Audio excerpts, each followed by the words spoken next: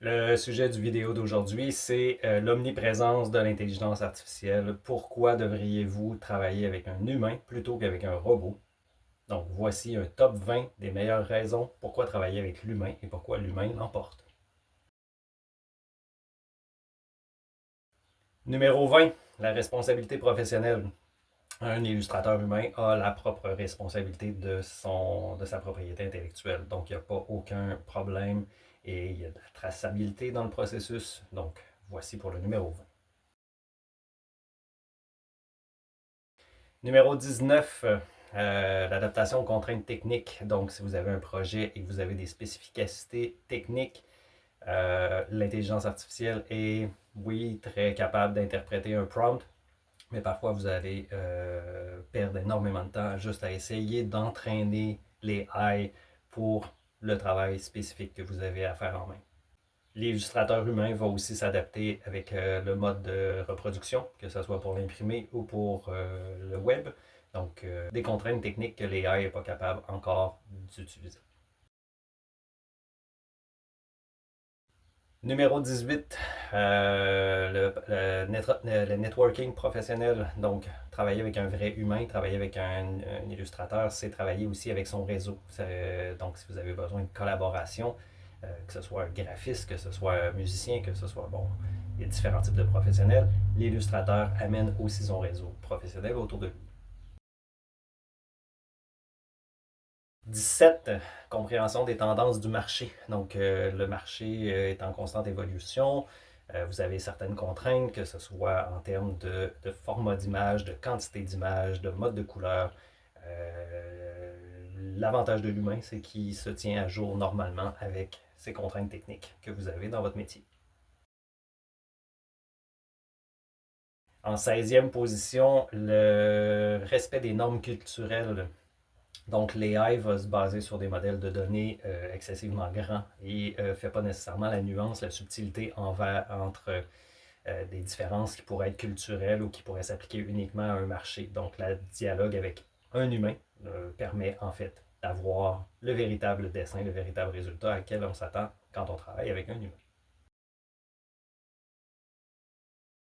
Numéro 15, ben, travailler avec un illustrateur, ben, c'est un processus créatif intelligent.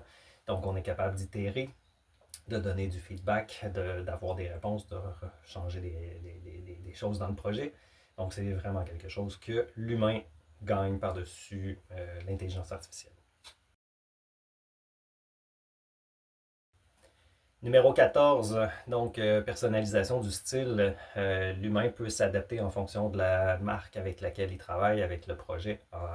Donc, oui, on est dans un style, mais on est quand même capable d'adapter notre style à certaines règles. Ce que l'AI fait quand même très bien, mais ne va pas avoir cette sensibilité de respecter une marque ou un produit. Donc, l'humain, le cerveau humain vient faire cette balance.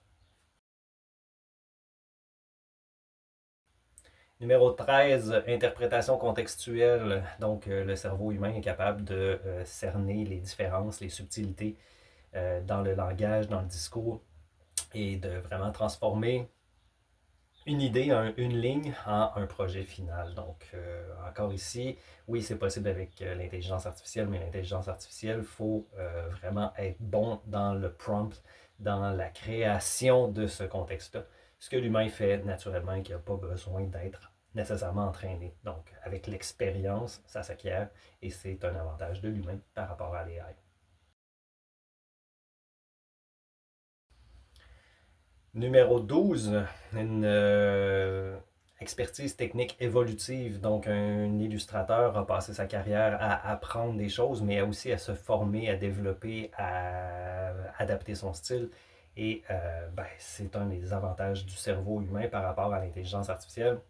Oui, l'intelligence artificielle va le faire extrêmement rapidement, mais en termes de nécessairement la précision entre ce que le client demande et ce que le résultat final, ben souvent, il va peut-être falloir faire beaucoup plus d'interactions avec l'AI pour arriver au contenu exactement comme on le désire pour un projet professionnel.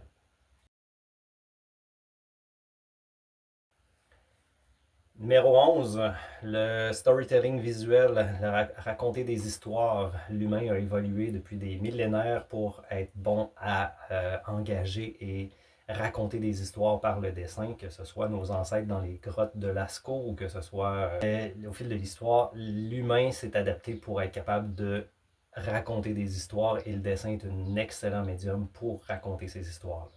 Donc, encore une fois, c'est pas quelque chose que l'AI va nécessairement maîtriser. L'AI est capable de prendre une grande quantité de données et faire un mock-up de ce qu'il a interprété comme données, mais c'est l'humain qui va être la force au niveau du storytelling, de raconter des histoires. En dixième position, des solutions créatives uniques. L'humain est habitué de penser hors de la boîte, de trouver des concepts qui vont être complètement uniques, complètement différents, tandis que l'AI ne peut pas vraiment penser en dehors de la boîte. Il va se baser sur des quantités phénoménales de données, mais sans avoir la finesse d'être capable d'aller un petit peu plus au-delà de ce que le client demande ou que la situation, que la scène va exiger. Donc, on se retrouve avec des clichés. Donc, l'AI reproduit les clichés qui viennent de l'humain à la base, parce que l'humain a créé ces bases de données-là. Mais l'intelligence artificielle va reproduire ces billets et on voit un peu toujours le même style d'image. Et c'est pour ça on perçoit qu'une image a été faite par une intelligence artificielle, parce qu'il manque un peu cette subtilité d'aller au-delà du connu, même si l'AI va travailler avec énormément de connu, ben, ça reste un peu dans les clichés de tout ce qui a été fait avant. Il n'est pas capable de décider par lui-même, de prendre des décisions créatives et d'aller au-delà de ce qu'il connaît avec l'entraînement qu'ils ont eu avec les données.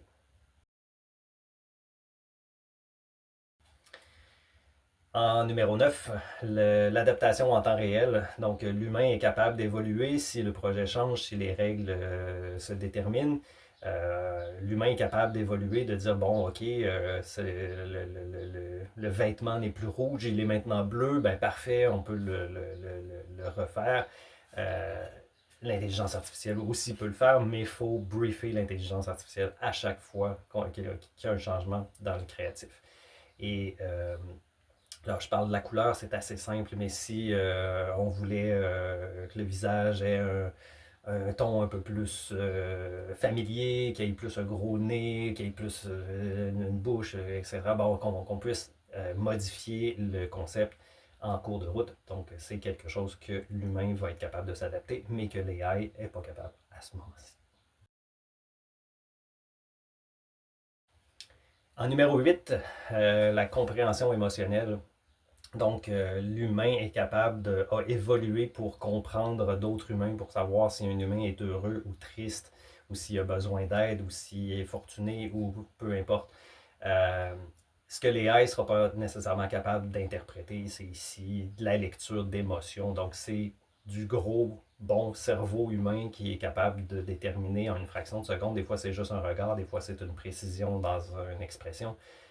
Capable d'aller chercher un petit peu plus l'émotion que l'intelligence artificielle, qui va se baser sur des modèles de données créés par l'homme, mais que ça reste des modèles de données qui sont pas flexibles et qui ne sont pas nécessairement adaptés pour une lecture d'émotions et une transposition de ces émotions-là dans le dessin.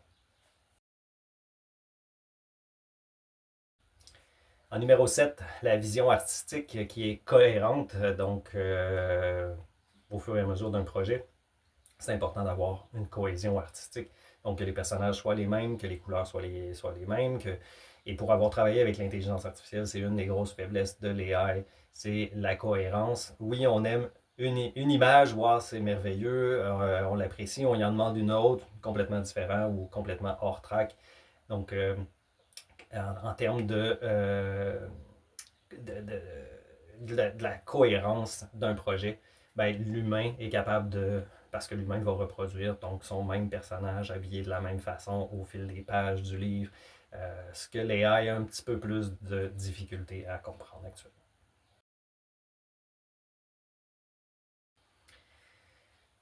En numéro 6, l'expertise du public cible. Donc, l'humain est très bon pour faire la différence entre un livre qui va être, par exemple, destiné à des enfants de 2 à 4 ans ou un livre qui va être pour des préadolescents de 7 à 12 ans. Euh, L'humain, pour avoir fréquenté d'autres humains, on sait un peu c'est quoi le niveau, on sait, bon, un enfant de tel âge va aller à l'école, va au lycée, bon, des choses comme ça. On a une compréhension des étapes de vie du public cible, à qui s'adresse notre dessin, ce que l'AI n'a pas nécessairement toujours. J'ai eu un exemple, je travaillais avec Mind Valley et j'ai demandé un clown sur un tricycle et on m'a fait un clown absolument horrible, d'horreur sur un tricycle, mais c'était épouvantable. Donc, la connaissance du public cible, c'est quelque chose qui vient avec l'expérience, avec les années, avec un bon illustrateur et pas nécessairement l'intelligence artificielle. En cinquième position, l'originalité des dessins. Donc, c'est une garantie. Nous, ça va être des dessins uniques. À chaque fois qu'on travaille sur un projet, ça va être une création unique. Il n'y a pas de problème de conflit de droit d'auteur ou d'utilisation des images.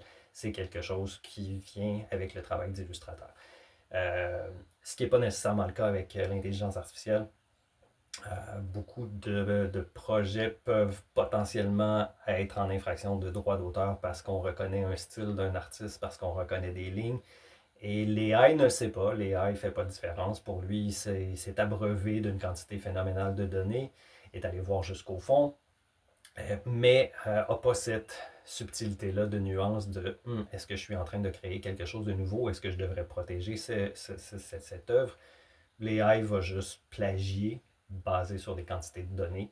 Et ben, le résultat, ça peut être le client qui peut être aux prises avec une poursuite pour violation du droit d'auteur. Donc, il faut faire attention avec ça. C'est une des faiblesses de l'AI. Collaboration stratégique en numéro 4. Donc, travailler avec un illustrateur, c'est travailler avec un humain qui est capable d'amener son vécu, son expérience à un projet. C'est pas quelqu'un qui fait que exécuter. C'est un membre actif dans l'élaboration d'un concept, d'une idée, d'une image, d'une histoire. Tandis que du côté de l'intelligence artificielle, ben, il faut absolument un bon prompt pour avoir une bonne image. Et même si on a le meilleur des prompts, ça ne veut pas dire que l'AI va avoir interprété nécessairement exactement ce que nous, comme directeur artistique, on aurait voulu imposer à notre concept. En numéro 3, c'est l'intelligence créative de l'humain. L'humain est capable d'élaborer un projet dès ses balbutiements jusqu'à sa complétion finale. C'est un humain qui va être capable de prendre des décisions, d'élaborer un concept, de faire des révisions, de changer de direction, de cap. Ce que l'AI, désolé, mais l'AI ne fonctionnera pas. J'ai eu un exemple quand j'ai créé mon livre. Au début, on voulait suivre le plan. On avait accepté le plan. J'ai dit, bon, génère le premier paragraphe, génère le deuxième, génère le troisième. Et à un moment donné, c'est comme perdu dans sa créativité, en ne respectant plus le plan qu'on avait pourtant bien établi. Mais l'AI a pris des libertés de dire, ben oui, ce serait plus intéressant que l'histoire se déroule dans telle direction plutôt que telle autre. Donc, il prenait des directions artistiques qui n'étaient pas selon le plan. Et après ça, ça a été vraiment le foutoir pour essayer de remettre tout ça sur le droit chemin. Et bon, l'AI a ses forces, mais a aussi ses limites. Donc, il faut être conscient de ça quand on utilise l'outil.